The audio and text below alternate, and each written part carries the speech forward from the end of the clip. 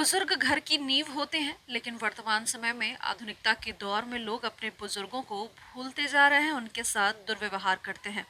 जो माँ बाप उन्हें बचपन से पाल पोस कर समाज में चलने योग्य बनाते हैं, वो बुढ़ापे में माँ बाप को या तो वृद्धाश्रम में छोड़ आते हैं या फिर किसी घर के कोने में असहाय छोड़ देते हैं।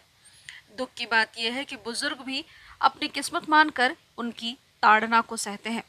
आज अंतर्राष्ट्रीय वृद्धजन दिवस है, जहां बुजुर्गों के हित में बात होती है। ऐसे में हम आपको बुजुर्गों के उन कानूनी अधिकार के बारे में बताएंगे जो उन्हें न सिर्फ पावरफुल बनाता है, बल्कि वो उन्हें बच्चों से खुद की सुरक्षा करने के अधिकार को भी बताता है। बुजुर्गों के कौन कौन से वो कानूनी अधिकार हैं जो उन्हें सुरक्षित रख सकते हैं, इसको लेकर के टीवी भारत की टीम ने इलाहाबाद हाई कोर्ट के सीनियर अधिवक्ता से बातचीत की, जहां उन्होंने बताया कि बुजुर्गों के लिए कुछ कानूनी अधिकार बनाए गए हैं, जिनमें सबसे मजबूत अधिकार सीनियर सिटीजन एक्ट 2007 है, जो बुजुर्गों को बेहद पावरफुल बनाता है। उन्होंने बताया कि इस एक्ट में जिनकी उम्र 60 साल या उससे अधिक है, वो लोग आते हैं, आवश्यकता पड़ने पर वो इसका इस्तेमाल कर सकते हैं। International day of older person ये मनाया जा रहा है। गवर्नमेंट ऑफ इंडिया भी काफ़ी प्रयास कर रही है इस दिशा में, ताकि जो हमारे सीनियर सिटीजन हैं उनके राइट को लेके, उनकी सुरक्षा को लेके, उनके स्वास्थ्य को लेके,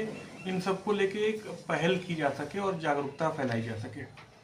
जहाँ तक सीनियर भारतवर्ष का सवाल है, तो ये श्रवण और लॉर्ड राम जी, ये दो पुत्र के रूप में ये देश, ये जन्मभूमि उनकी है और ये देश इस रूप में जानी जाती है, जहाँ श्रवण और राम जी ने अपने माता पिता की बहुत सेवा की।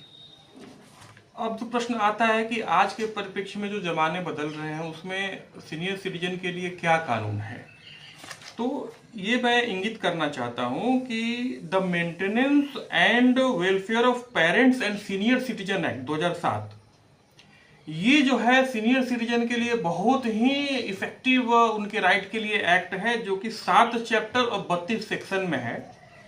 इस एक्ट के तहत अगर जो 2-3 चीजें हैं कि कोई सीनियर सिटीजन अपने आप को मेंटेन नहीं कर पाता, अपनी जरूरतों को पूरा नहीं कर पाता, तो सेक्शन 4 के तहत वो अपने जो पुत्र पुत्री हैं उनके खिलाफ वो इन्फोर्स कर सकता है। सेक्शन 4 के तहत, सीनियर सिटीजन एक्ट के तहत, कि हमको जो है मेंटेनेंस दिया जाए, हमको तमाम ये चीजें।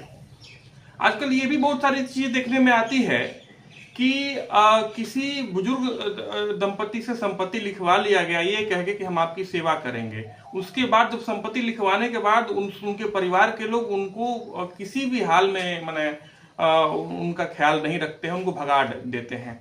तो ऐसी स्थिति के लिए section 23 of the senior citizen act है, वो कहता है कि ऐसी स्थिति में ट्रिब्यूनल, एक विशेष ट्रिब्यूनल गठन हुआ है, तो ऐसे किसी भी प्रॉपर्टी ट्रांसफर को वो वाइड शून्य घोषित कर देगा। यानी कि अगर आपने ये कह के जब संपत्ति लिया कि हम आपकी सेवा करेंगे और नहीं करते हैं, तो वो शून्य माना जाएगा। ट्रिब्यूनल को पावर है।